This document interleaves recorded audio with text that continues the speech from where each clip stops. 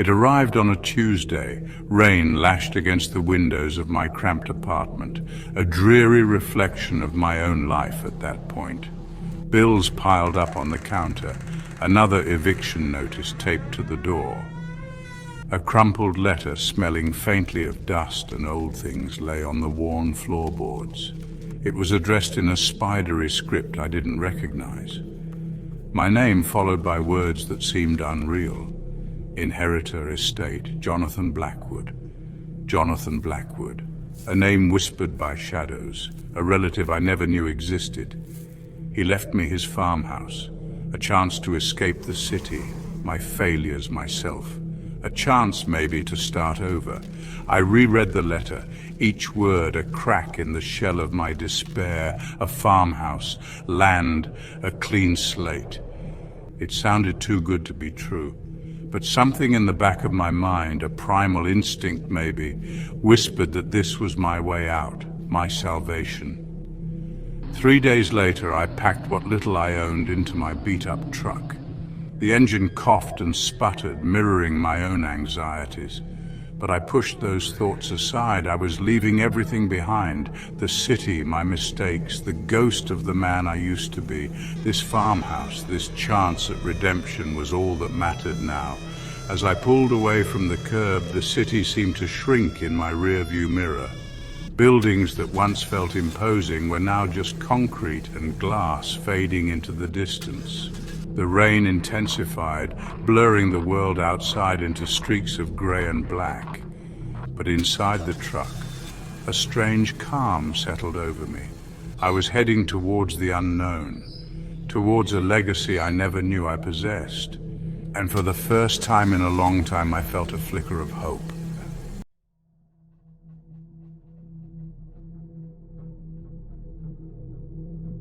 The old house loomed out of the mist like a spectre, its silhouette barely visible through the thick fog that clung to the landscape. Gnarled branches like skeletal fingers scraped against the boarded-up windows, creating an eerie symphony that echoed through the still air. The paint peeled from the walls, revealing the wood beneath, rotting and scarred by time.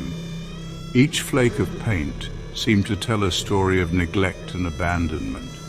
This place was ancient, steeped in a silence that felt heavier than usual. It was as if the house itself was holding its breath, waiting for something or someone. It pressed down on me, a weight on my chest, making it hard to breathe. The air was thick with the scent of decay and the memories of a time long past. This farmhouse, my inheritance, was a tomb. A place where time had stood still, preserving the ghosts of its past inhabitants. But even tombs offer shelter from the storm. The dark clouds above seemed to promise a downpour, and the farmhouse, despite its decay, was a refuge.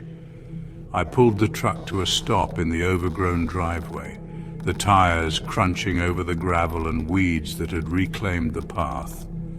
Weeds snaked around the tires, reclaiming the earth where concrete lay forgotten. Nature was slowly taking back what was once hers. Stepping out, the air hit me like a wall. It was damp, heavy, and thick with the smell of decay, a stark contrast to the fresh air I had left behind. Damp, heavy, thick with the smell of decay. This place had been alone for a long time, forgotten by the world outside. This place had been alone for a long time. The overgrown vegetation seemed to guard the house, keeping it hidden from prying eyes. The silence was broken only by the creaking of the house, groaning like an old man. Each creak seemed to echo my own unease, a reminder of the house's age and fragility. Each creak seemed to echo my own unease. Yet beneath the apprehension, I felt a spark of curiosity. Who was Jonathan Blackwood? Yet beneath the apprehension, I felt a spark of curiosity. Who was Jonathan Blackwood? And what had he left behind in this forgotten place? And what had he left behind? The question swirled in my mind as I fished out the keys from my pocket. Fishing out the keys from my pocket, I walked towards the porch. The wood creaked ominously under my weight, threatening to give way. The wood creaked ominously under my weight, threatening to give way. I tested the doorknob. Locked. As I inserted the key, a sudden gust of wind rattled the windows like a warning whispered through the trees. As I inserted the key, a sudden gust of wind rattled the windows like a warning whispered through the trees. The door creaked open, revealing darkness within. The door creaked open, revealing darkness within. The air inside was stale, thick with the scent of dust and decay. The air inside was stale, thick with the scent of dust and decay. The smell of time, undisturbed, hung heavy in the air. The smell of time, undisturbed. It was as if the house itself was holding its breath, waiting. It was as if the house itself was holding its breath, waiting. I stepped inside, the floorboards groaning under my boots. I stepped inside, the floorboards groaning under my boots.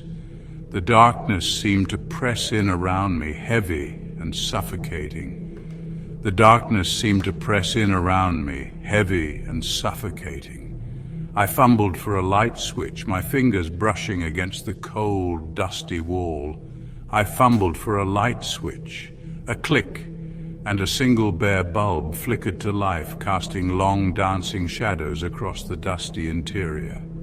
A click, and a single bare bulb flickered to life, casting long dancing shadows across the dusty interior.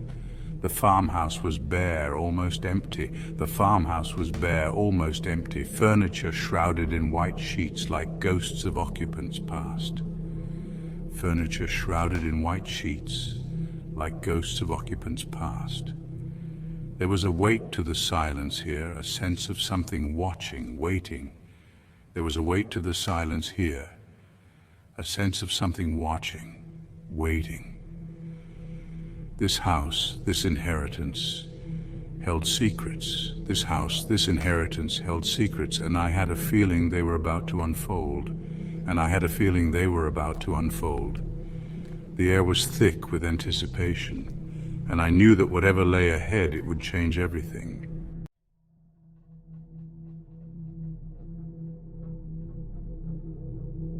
Sleep, when it finally came, was a restless thing, a fragile state that seemed to shatter at the slightest disturbance. Haunted by fleeting images of distorted faces in the mirror, I couldn't escape the feeling that something was watching me, lurking just out of sight. The old grandfather clock in the hallway chimed twice, each clang resonating through the silent house like a hammer blow, echoing in the stillness. 2 o'clock. I lay there, eyes wide open in the darkness, the events of the previous night replaying in my mind, each detail more vivid than the last. Just a trick of the light, I told myself. A figment of my imagination playing tricks on me in this strange new place. But the unease wouldn't leave me, but deep down, a cold dread coiled in my gut. A feeling that something was terribly wrong. I tossed and turned, the sheets tangled around my legs like ghostly limbs, trapping me in a restless state. Each creak of the floorboards, each sigh of the wind against the window panes sent shivers down my spine, making me feel as if the house itself was alive. The house felt alive, holding its breath, waiting for something, an unseen presence that seemed to fill every shadow, waiting for 3:33. I glanced at the alarm clock on the nightstand. 3:28. The minutes seemed to crawl by, each second an eternity. I couldn't shake the feeling of anticipation, of dread that tightened its grip on my chest with every passing second. It was almost time, and I felt powerless to stop it. The grandfather clock downstairs chimed thrice. 3, 33. The sound was like a death knell reverberating through the house. My heart pounded in my ears. I sat up in bed, my eyes drawn to the antique vanity mirror across the room, the same mirror that had betrayed me the night before, the same mirror that had betrayed me the night before. It hung there, reflecting the darkness, an empty stage waiting for its nightly act. It hung there, reflecting the darkness, an empty stage waiting for its nightly act. I couldn't look away, my eyes locked on the glass. My breath caught in my throat as I saw it. A flicker of movement in the depths of the mirror, a shadow that seemed to come to life. A shadow shifting just beyond the edge of my reflection, moving with a purpose that sent chills down my spine. I blinked, my pulse quickening, but the shadow remained. It was real and it was getting closer. It was closer now, taking shape in the glass, a figure emerging from the darkness. A figure tall and gaunt, its features obscured by the darkness yet undeniably present. It wasn't my reflection. It was something else, something that didn't belong in this world. Something staring back at me with eyes that glinted in the dark, eyes that seemed to pierce through my very soul. Fear, cold and paralyzing, rooted me to the spot. I was trapped, unable to move, unable to look away. I couldn't move, I couldn't breathe. My body refused to obey, leaving me at the mercy of whatever was in the mirror. All I could do was watch as the figure in the mirror drew closer, its cold, dead eyes locked on mine, promising a terror beyond my worst nightmares.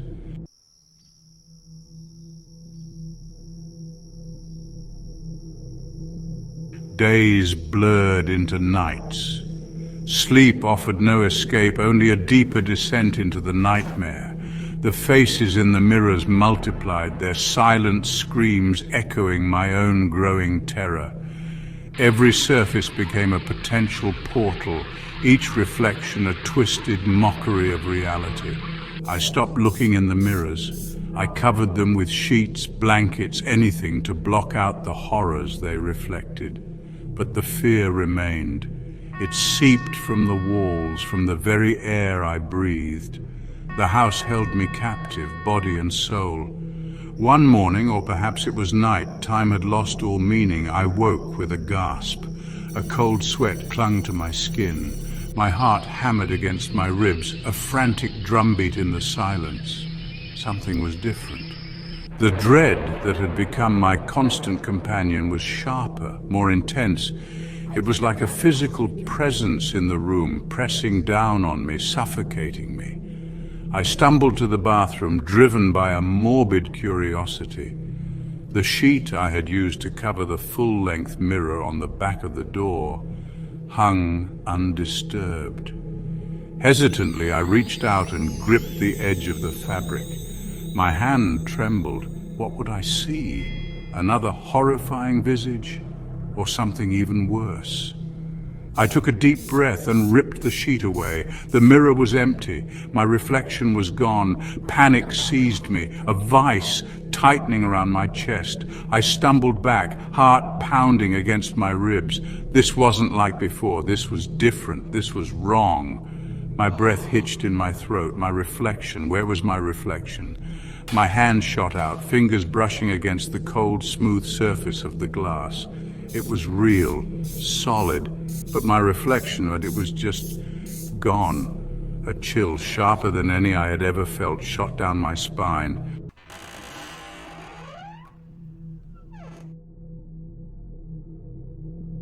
The eyes in the mirror, those cold, dead eyes, watched my every move.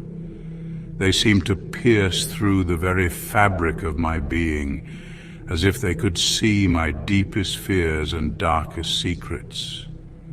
They followed me as I stumbled back from the bathroom, back into the suffocating embrace of the farmhouse. The walls seemed to close in on me, the air thick with an oppressive weight. I was a prisoner in my own home, in my own skin. Sleep became impossible. The nights were long and torturous, filled with the haunting presence of those eyes. Every time I closed my eyes, I saw those eyes staring back, filled with a hunger that chilled me to the bone. They craved something I couldn't quite understand but felt deep within, my life, my essence, my very soul. It was as if they wanted to consume me, to take over everything that made me who I am. Days turned into nights, each one a torment. The passage of time became meaningless, a blur of fear and dread. The thing in the mirror grew stronger, bolder. It seemed to feed off my fear, gaining power with each passing day. It started mimicking my movements, but with a subtle, sinister twist. A slight delay, a crooked smile, a malevolent glint in its eyes, a sneer where I would smile. It was as if it was mocking me, taunting me with its presence. A flicker of rage in its eyes when I felt only fear. It was learning, it was becoming me. And with each passing moment, I felt myself slipping away, and I was fading. My sense of self was eroding, replaced by a growing void. My reflection, or rather, the lack of it, became a constant gnawing reminder of my impending doom. The mirror showed nothing but emptiness where I should have been. I was a ghost haunting my own life, a spectator to my own demise. The world around me felt distant, unreal. One morning I woke to find myself staring into the mirror. My heart leapt into my throat. My reflection was back, but as I looked closer, a cold dread washed over me. The reflection wasn't me, it was a twisted, distorted version of myself. But as I looked closer, a cold dread washed over me. The reflection wasn't me, it was the thing from the other side. It wore my face, my clothes, but its eyes, those eyes were a dead giveaway. They were devoid of any warmth or humanity. It wore my face, my clothes, but its eyes, those eyes were a dead giveaway. Cold, calculating, devoid of any warmth or humanity. Cold, calculating, devoid of any warmth or humanity. It grinned, a chilling, humorless stretching of lips that sent shivers down my spine. It grinned, a chilling, humorless stretching of lips that sent shivers down my spine. "We're one now," it rasped, its voice a grotesque parody of my own. "We're one now," it rasped, its voice a grotesque parody of my own. Terror, raw and primal, surged through me. Terror, raw and primal, surged through me. I stumbled back from the mirror, my heart pounding against my ribs. I stumbled back from the mirror, my heart pounding against my ribs. I had to get out. I had to escape. I had to get out. I had to escape. But I knew with a sinking certainty that it was already too late. But I knew with a sinking certainty that it was already too late. The house, the mirrors, they were just a conduit. The house, the mirrors, they were just a conduit. The thing was inside me now, a parasite burrowing into my soul. The thing was inside me now, a parasite burrowing into my soul. I was trapped with myself. I was trapped with myself. The realization hit me like a ton of bricks. There was no escape. I was doomed to live this nightmare, forever haunted by the thing that had taken over my life.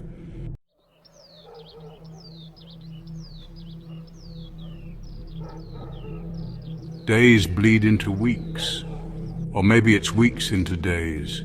Time has lost all meaning, warped and twisted like reflections in a funhouse mirror.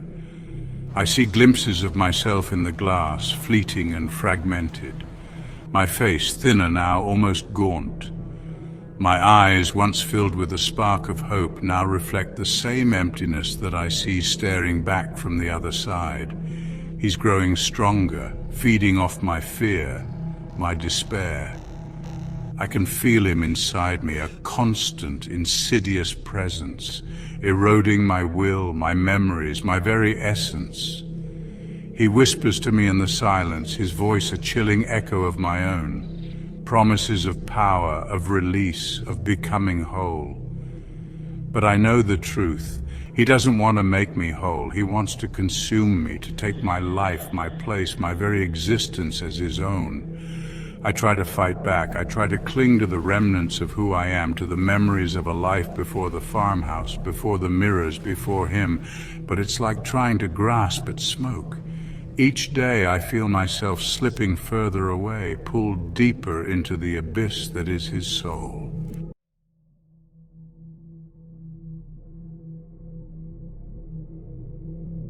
The line between us blurs. Sometimes when I look in the mirror, I see myself, my face, my body, my eyes, but the feeling is different, alien. It's like looking at a stranger wearing my skin, a mask that hides the monster lurking beneath. Other times I see him. His eyes burn with a cold, predatory hunger. His lips curl into a cruel, triumphant smirk. He revels in my terror, in my helplessness. He knows he's winning. He doesn't need to sleep. He doesn't need to eat. He exists solely to torment me, to break me, to make me his own. He forces me to relive my worst memories, my deepest regrets over and over again. He taunts me with images of the life I've lost, the life he's stolen. I'm losing myself. I can feel it happening. My thoughts, my emotions, they're all becoming muddled, intertwined with his. I'm no longer sure where I end and he begins.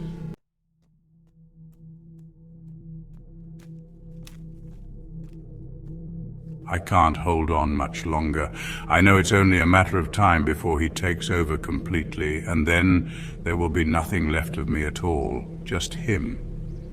A monster wearing my face, living my life, trapped in this house of mirrors forever. He leans closer to the glass, his eyes burning into mine. "This is your legacy," he whispers, his voice a raspy imitation of my own. "This is your fate." He smiles, and for the first time I see a flicker of something else in his eyes. A reflection not of me, but of something far older, far darker, something ancient and evil, and then everything goes dark.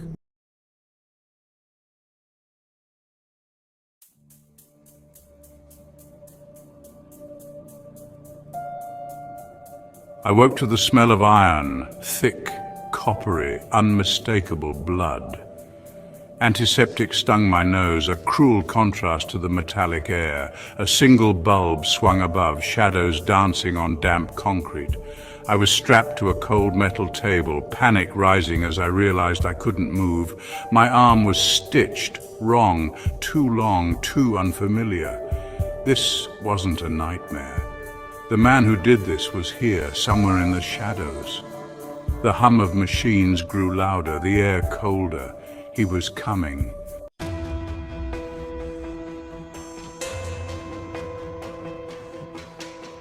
He called himself a human architect, a butcher in a scholar's disguise. He stepped into the light, calm, eyes cold, tools gleaming.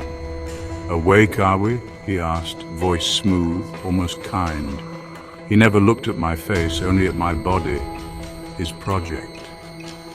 "I am merely removing the flaws," he murmured, scalpel poised. Pain exploded as he worked, humming softly, focused on his art. Every day I woke stitched differently, arms, teeth, nothing mine. He promised perfection, a masterpiece. All I felt was the steel and the horror of vanishing piece by piece.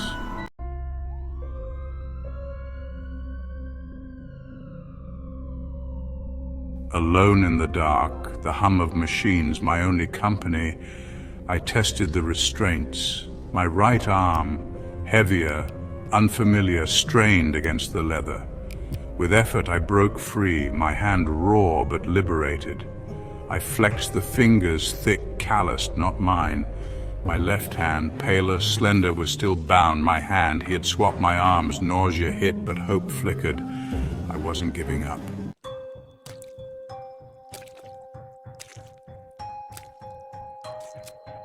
My new arm fumbled with the other restraint, finally freeing my real hand. I sat up, pain roaring, body stitched and trembling. The room was larger than I thought, filled with shrouded shapes. Then I saw it, a woman's foot, pale with chipped red polish, discarded beneath the table. Proof of those before me. I was not the first. If I didn't escape, I wouldn't be the last. Survival was all that mattered. I moved, silent and desperate.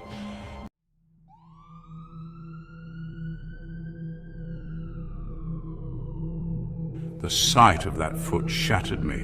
There was no beauty here, only death. I stifled a scream, forced myself to be silent. Searching for escape, I found a cabinet. Inside, jars of eyes, hands, teeth. I slammed it shut, horror mounting. I stumbled through the basement, pain flaring with every step. Then from above, a moan, a thud, a scream. Someone else was here, another victim. The architect was busy. He would return soon. My time was running out.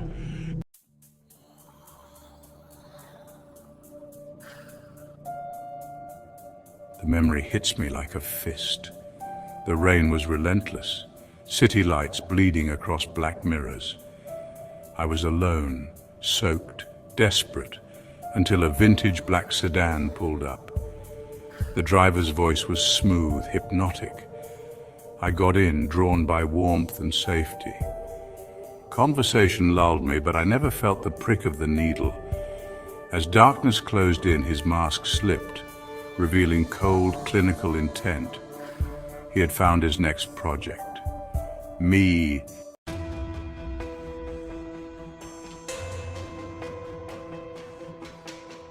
My next lucid moment was in this basement. I was strapped to the table, the cold steel beneath me, and he stood over me, glasses glinting in the single bulb's light. He called himself an architect of the human form. He promised to strip away my flaws, to rebuild me, perfect. My protests meant nothing. He believed he was saving me, not destroying me.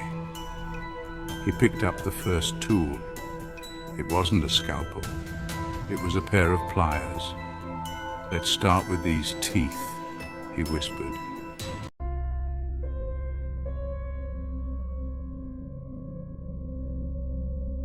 The first operation was the teeth, no anesthetic. The pain was part of the purification, he said. He held my head, cold steel in my mouth. I thrashed, but the straps held me tight. He worked with brutal efficiency, twisting and pulling, blood filling my mouth. Each tooth he examined, then dropped into a metal bowl 32 times. By the end, my jaw was raw, nerves exposed. The next day, he gave me new teeth, perfect porcelain, not mine. Then came the arms. He started with the right, making a deep incision from shoulder to elbow. I watched, helpless, as he peeled back my skin and muscle. My own arm lay on the tray. Its replacement was larger, more muscular. It came from someone else.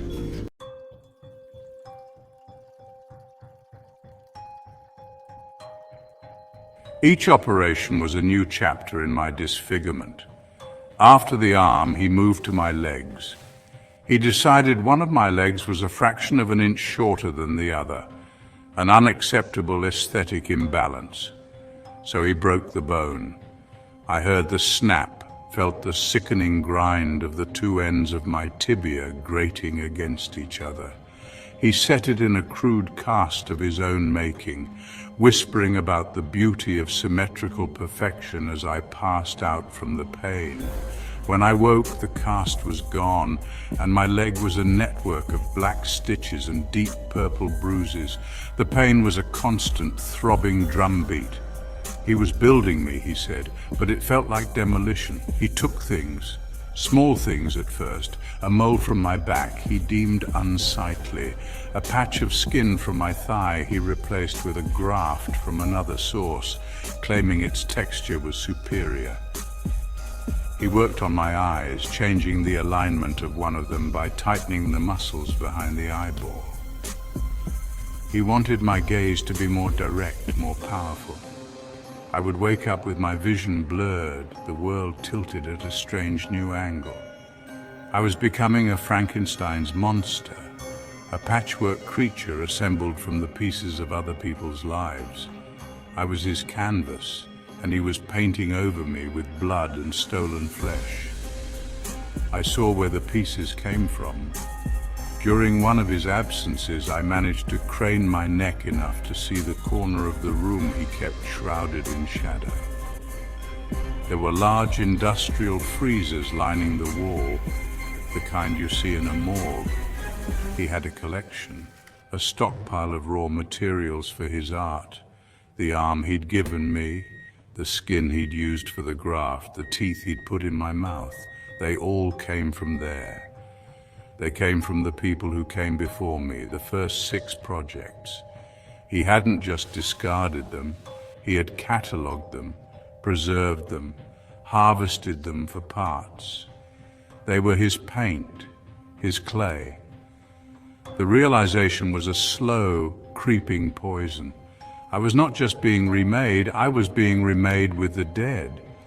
I was a walking graveyard, a tomb of flesh built from the victims of this man's madness. The arm that was now mine once belonged to someone else, someone with their own life, their own story, ended by this architect of horror.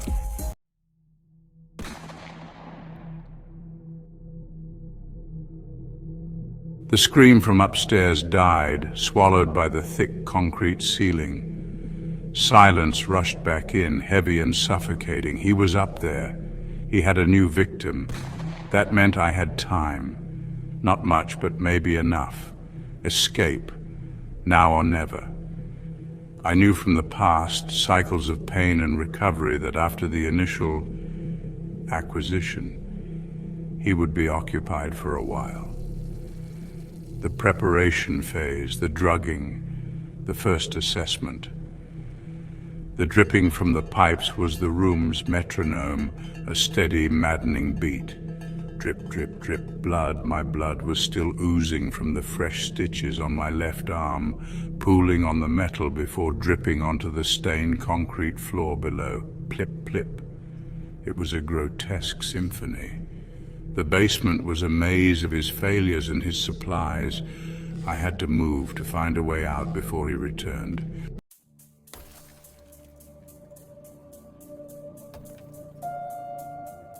I rounded a corner, past empty chemical drums, and found myself in a colder section of the basement.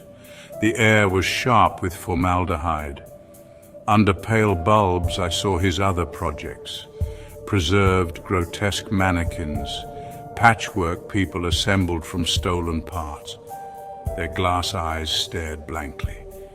This was the perfection he had in store for me. My breath hitched. I turned and ran deeper into the darkness of his labyrinth. I stumbled into a small, dim office. A desk lamp lit blueprints and anatomical sketches, my body redesigned, every feature mapped for demolition and reconstruction.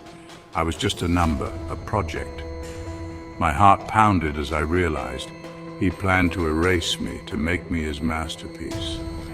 But rage burned away my fear. I would not be finished. I would not be his statue. I searched the desk. My hand closed around a sharpened letter opener.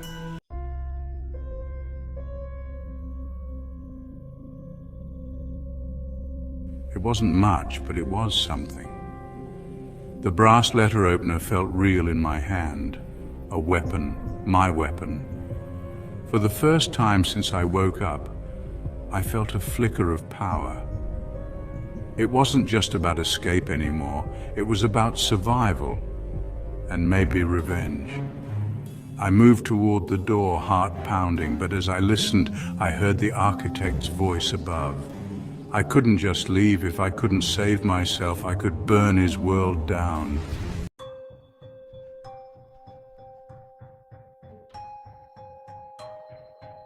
I let the door swing silently shut. The escape could wait. First, there was work to be done. I was his project, a thing he was building. Fine. I would be the project that unbuilt him. I moved back into the main workshop, my eyes no longer seeing a place of horror but a collection of tools for destruction. I saw the cans of alcohol, the flammable solvents used for cleaning his instruments. I saw the tangle of wires and old faulty machinery. I saw the gas lines running to the Bunsen burners on his lab bench. The whole place was a tinderbox, waiting for a spark. And I would be the spark. My madness hadn't left me, it had simply changed its shape. It had cooled and hardened from frantic terror into a cold, diamond-hard resolve. My mind felt clearer than it had in days. I knew what I had to do. I was a monster of his own making, a patchwork of dead men and broken pieces. I would use the strength of the arm he gave me to tear his world apart. I would use the mind he tried to break to outwit him. He wanted to see his creation finished. He would, but not in the way he imagined. My final form would not be a statue in his gallery. It would be an instrument of his annihilation. I began my work, moving silently through the basement. I loosened the fitting on a gas pipe. I piled flammable rags beneath his drafting table on top of his precious blueprints. I gathered the bottles of solvents and alcohol, placing them where they would do the most damage. I was building something of my own, a funeral pyre, for him, for his art, for the 6 souls trapped in this cold, dark place, and maybe for myself. I didn't know if I would survive this. I didn't know if I even wanted to. What was left of me to survive? What life could I have, looking like this, feeling like this? But I knew one thing. He would not get another project. There would be no Project 8. The cycle of butchery and creation would end here, tonight, in the fire and the dark. I found a book of matches on his desk, nestled next to an ashtray. My hands didn't even tremble as I struck one. The flame flared to life, a tiny, beautiful star in the oppressive gloom. It reflected in my eyes, the eyes he had tried to perfect. I was Project 7, and I was about to be completed. I held the flame to the corner of my own blueprint, and I watched it begin to burn.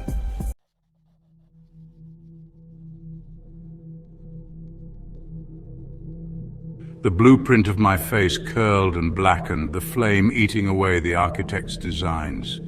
It was a good feeling, a cleansing fire. The flames caught immediately, casting monstrous shadows across the walls. The fire grew fast, devouring his notes, his plans, his vision for my future. I backed out, letter opener tight in my hand as the alarm wailed, a beautiful sound of chaos. His footsteps pounded above, no longer calm but frantic. He was coming. I hid in the shadows, smoke thick around me, waiting as he descended, blind and disoriented. This basement, once my prison, was now my hunting ground. I tightened my grip on the brass letter opener, ready.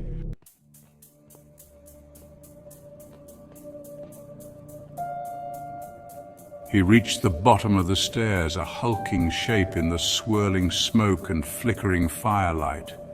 "You will not ruin this!" he roared. The fire spread, flames leaping higher, painting the scene in strobing orange and black. It was a symphony of anarchy, and I was its conductor. I lunged from the shadows, not a man anymore, but an animal. I brought the letter opener down, plunging it into his shoulder. He screamed, a raw animal sound of pain and shock. We wrestled in the smoke and heat, 2 monsters locked in a fatal embrace. I fought with the strength of all his victims. Blood sprayed, hot and wet, across my hand. The flames were everywhere now, a wall of heat and destruction.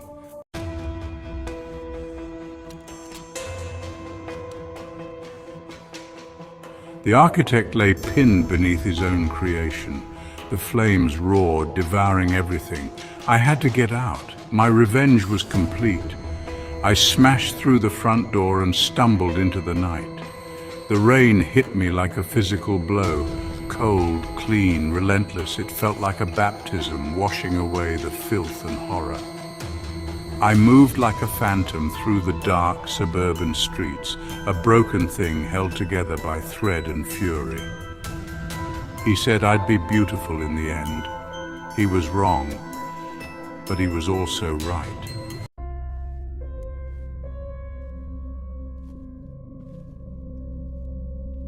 I walk the alleyways now, I keep to the shadows. The city is a jungle, and I'm a new kind of animal, one that doesn't belong anywhere. People see me sometimes, a glimpse of my mismatched form in the rain-slicked darkness. They turn away. They see a monster, a freak, an outcast. They see the scars, the strange angles of my limbs, the eyes that don't quite track together. They see the flaws, the imperfections. They see the very things the architect tried to carve out of me. They don't see the truth. They don't see the story written on my skin in a language of pain and survival. They don't see the art. The architect was obsessed with beauty. His idea of it was symmetry, perfection, an erasure of the individual. He wanted to make a perfect statue, something cold and dead and flawless to be admired. He failed. He didn't understand. Real beauty isn't in the perfection, it's in the flaws. It's in the cracks and the scars that show you've lived. It's in the asymmetry that proves you're unique. It's in the struggle, the fight, the will to endure when everything is trying to break you. He broke me piece by piece. But he didn't destroy me. He just revealed what was already there, a will to live that was stronger than his desire to kill. I look at my hands in the neon glow of the city signs, one slender and pale, my own, the other thick and calloused. A dead man's gift. They are a testament. My mismatched arms, my foreign teeth, my scarred and broken body. This is my beauty. It's the beauty of survival. It's the beauty of defiance. It's the beauty of a project that refused to be completed. Every scar is a victory. Every mismatched piece is a medal. I am a walking, breathing masterpiece of rebellion. I am everything he hated. I am flawed. I am asymmetrical. I am gloriously, beautifully imperfect. The rain keeps falling. It never seems to stop. It washes the city clean every night, but it can't wash away the memories. I can still hear his voice sometimes, whispering his philosophy of perfection in my ear. He said I'd be beautiful in the end. I look at my reflection in a shop window, a shattered mosaic of a man, a human architect of my own design, built from the ruins he left behind. He was right. I am beautiful. But it's a terrible, frightening kind of beauty, and it's all mine.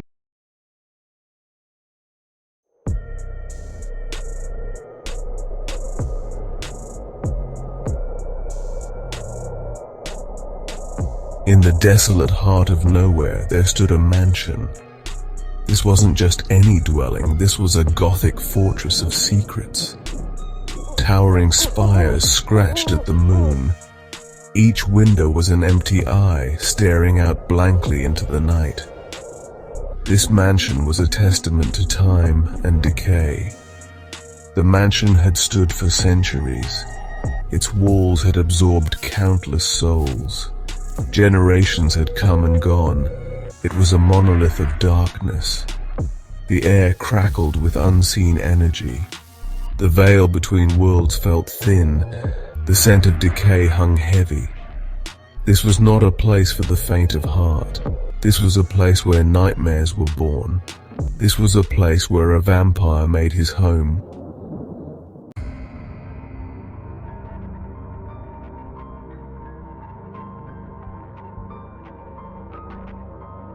Once a decade, under the eerie glow of a blood moon, invitations were issued.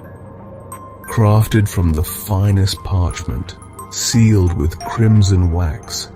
They whispered promises of unimaginable wealth and power. Each invitation was personalized, tailored to exploit the deepest desires of the recipient. For some, it was the promise of untold riches. For others, the allure of forbidden knowledge. The vampire knew how to exploit it, weaving a tapestry of temptation. The journey to the mansion was always fraught with peril.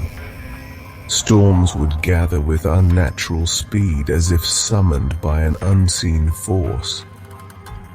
Yet, driven by their desires, the guests would press on. Those who dared to refuse the invitation met with unfortunate ends. For him, the masquerade ball was not merely a gathering, it was a hunt, and he was the ultimate predator.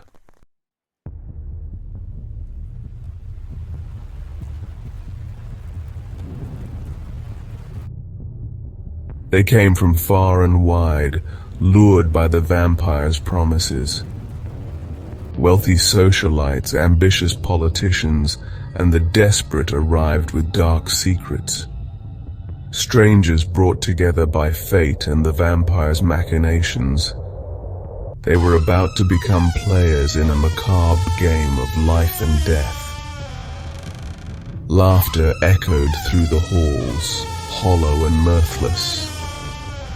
Oblivious to danger, they were like lambs to the slaughter.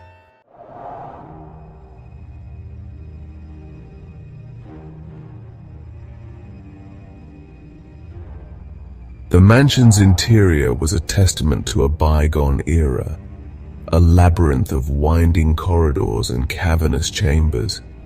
The guests, upon entering the grand hall, gasped. The sheer scale of the room was breathtaking, the ceiling disappearing into shadows high above. Crystal chandeliers cast flickering light upon the scene below. The air hummed with a strange energy, a mixture of anticipation and unease. Music drifted from an unseen orchestra, a haunting melody. The guests were drawn deeper into the heart of the mansion. The walls were adorned with portraits of men and women from across the ages. Their eyes seemed to follow the guests as they moved through the room. Each face whispered of secrets best left buried. The guests, lost in a sea of silk, velvet, and glittering jewels, were unaware of the predator circling above. The vampire had woven a spell of beauty and opulence, masking the horrors that awaited.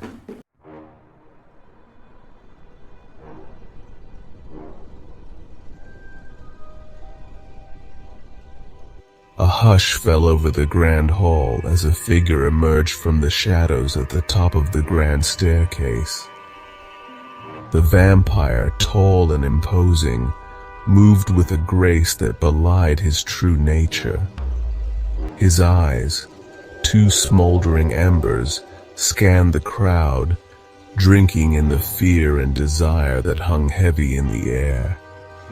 He was a masterpiece of deception, his appearance a carefully crafted illusion designed to disarm and beguile. His features, though undeniably ancient, held a timeless appeal. His voice, a low, resonant purr, seemed to weave its way into the minds of his guests, planting seeds of doubt and desire. "Welcome, my friends," the vampire greeted, his words echoing through the silent hall. "To my humble abode. Tonight we celebrate life in all its intoxicating glory." His lips curved into a smile that did not reach his eyes. His words, laced with a subtle undercurrent of menace, hung in the air. The guests, captivated by his presence, responded with nervous laughter and polite applause. They clung to his every word, their own desires blinding them to the truth. The masquerade had begun.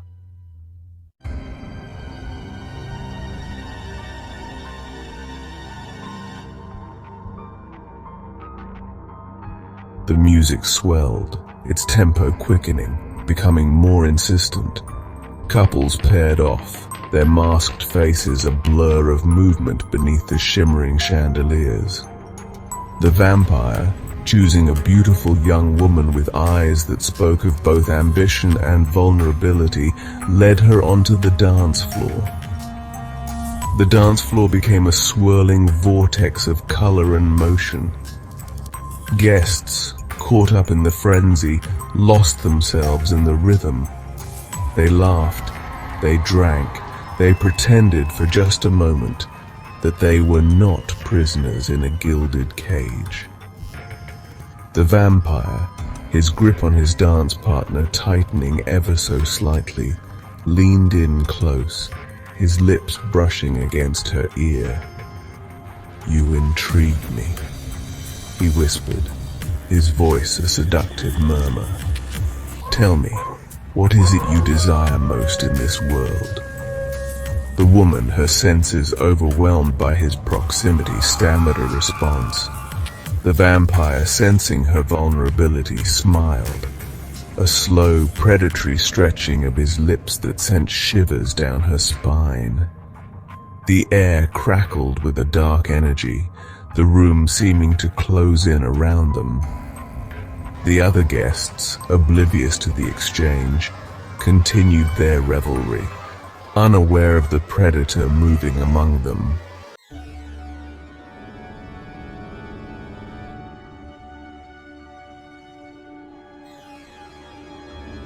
As the night wore on, a sense of unease began to creep through the grand hall, a discordant note in the symphony of revelry.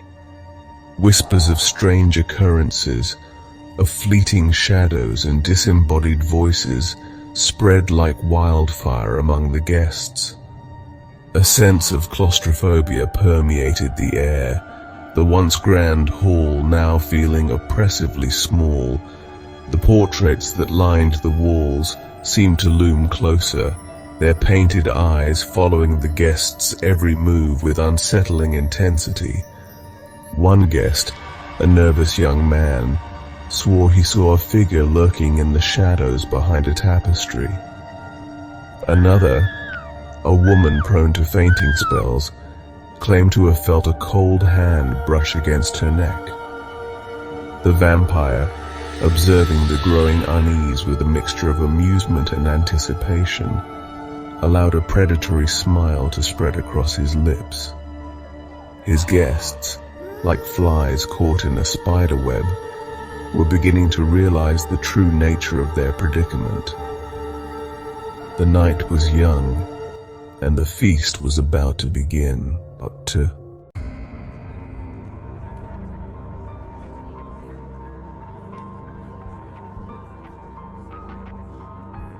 The gaiety of the masquerade began to fray at the edges. A disquieting tension seeped into the revelry, like blood staining a pristine white gown. Guests, emboldened by wine and lulled into a false sense of security, started noticing the dwindling crowd. At first it was just a whisper, a ripple of unease passing from one guest to another. Where did Lord Beaumont disappear? Wasn't Lady Agatha dancing just moments ago? The missing faces, once lost in the throng, became glaring absences. The vampire, a puppet master pulling invisible strings, watched the growing paranoia with amusement dancing in his crimson eyes. Each disappearance was a calculated move, a tightening of the noose around his guests' necks. Denials turned to hushed whispers, whispers to frantic searches. The once enchanting masquerade ball transformed into a macabre game of hide and seek, where the seekers were the hunted.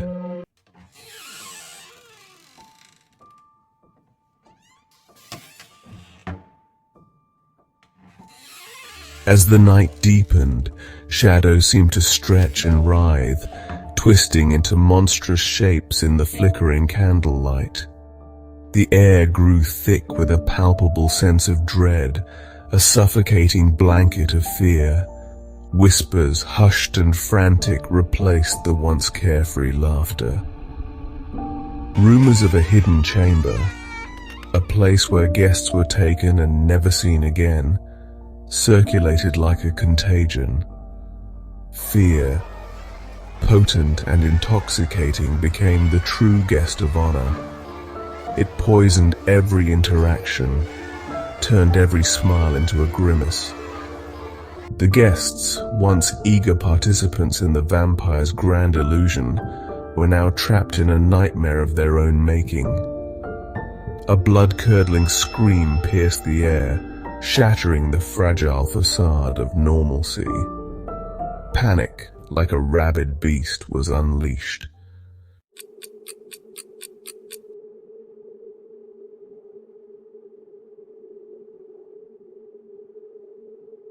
The grandfather clock in the grand hall chimed 12 times, each resonant gong a death knell to the remaining guests.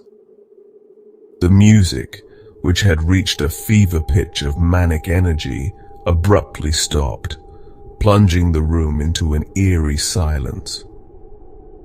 The vampire, his eyes blazing with a malevolent light, stepped onto a raised platform, his presence commanding the attention of the terrified guests. His playful demeanor vanished, replaced by a chilling aura of power. "Ladies and gentlemen," he boomed, his voice resonating with an otherworldly power, "I believe it's time we dispense with the pleasantries." A collective gasp swept through the room as the true nature of the night dawned on the remaining guests. The masquerade was over. The hunt was about to begin.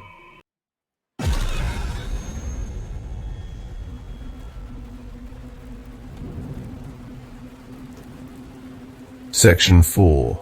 The Unveiling. With a theatrical flourish, the vampire tore away his mask, revealing his true visage. His features, once so carefully crafted to resemble humanity, contorted into a grotesque mockery of life. His skin, stretched taut over his skull, was as pale as moonlight and cold as ice. His eyes, two burning embers of crimson, blazed with a hunger as old as time, and his fangs, sharp as shards of glass, glinted in the flickering candlelight. A wave of nausea swept through the remaining guests as the true horror of their situation sunk in. They had been lured to this mansion, this den of death, under false pretenses. They were not guests. They were cattle. The screams that erupted were met with the vampire's chilling laughter. He savored their fear, their desperation. It was a feast for his senses, a prelude to the main course. The masquerade of blood had reached its climax, and the guests, their faces a mixture of terror and despair, were about to play their final roles.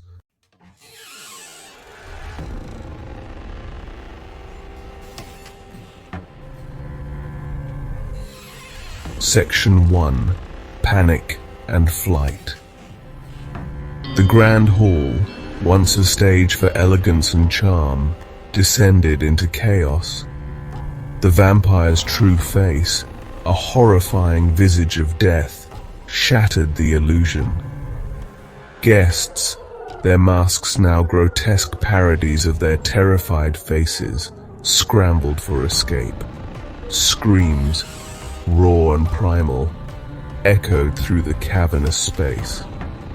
Men and women, their carefully constructed facades crumbling, revealed their true natures.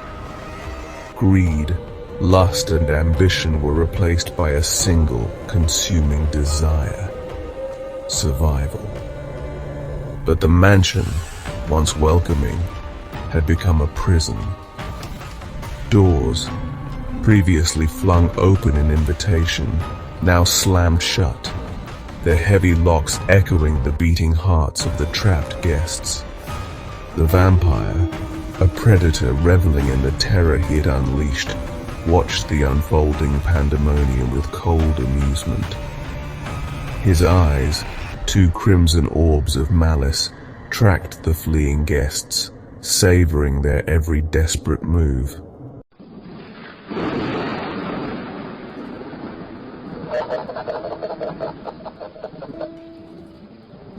Section 2. Trapped like rats. The guests, their initial panic giving way to a chilling realization, scattered like mice before a hungry cat. They surged through the mansion's labyrinthine corridors, their expensive shoes slipping on the polished marble floors now slick with something far more sinister than spilled wine. But every turn led to a dead end. Locked doors, barred windows, secret passages sealed with ancient magic. The mansion, like a living organism, had become their tomb.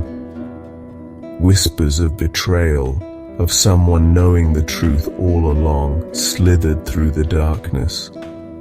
Trust, once a fragile bond between them, evaporated, replaced by suspicion and paranoia. The vampire, his presence felt in every gust of cold air. Every creak of the floorboards was playing with his food, herding them towards their inevitable fate.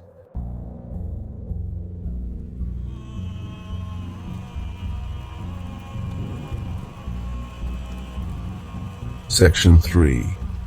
The hunt begins. The vampire, no longer content with observing the unfolding chaos, decided to join the game. With a speed that defied his ancient form, he moved through the shadows, a phantom of death stalking his prey.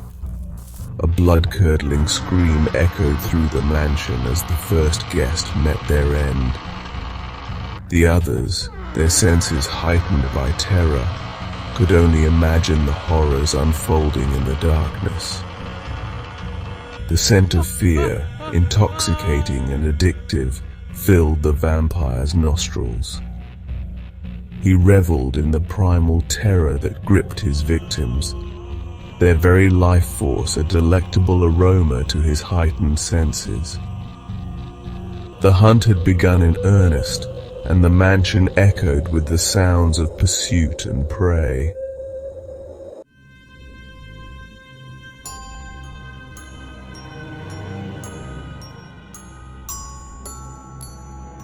Section 4.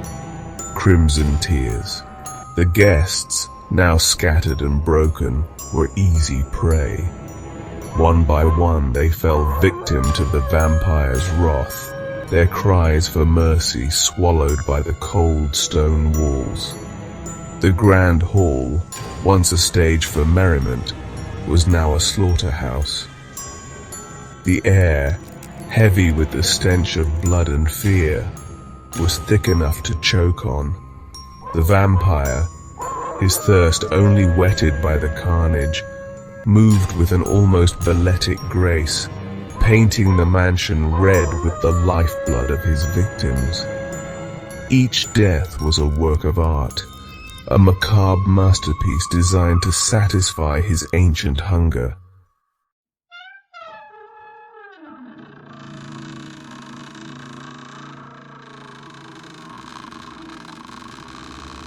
Section 5. A feast for the senses.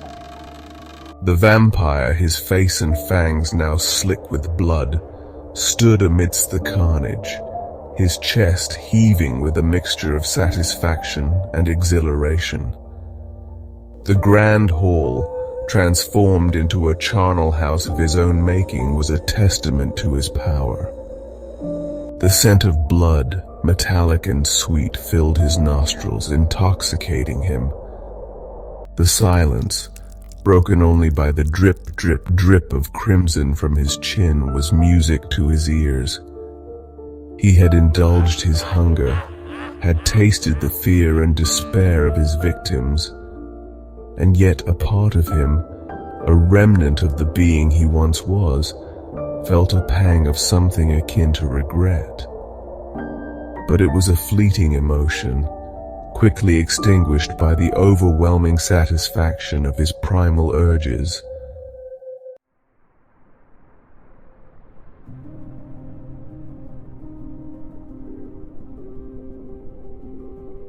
As dawn approached, casting long shadows across the blood-soaked floors of the mansion, the vampire, his thirst sated, stood alone. The silence, heavy and oppressive, was broken only by the soft sigh of the wind whistling through the broken windows. He glanced around at the carnage, the remnants of his decadent feast. A wry smile touched his lips. Another decade, another masquerade, another cycle of death and indulgence. He was a creature of darkness, forever bound to this cycle of violence and despair. And yet, as he turned to leave the grand hall, a flicker of something akin to loneliness crossed his features. The masquerade was over, but the memory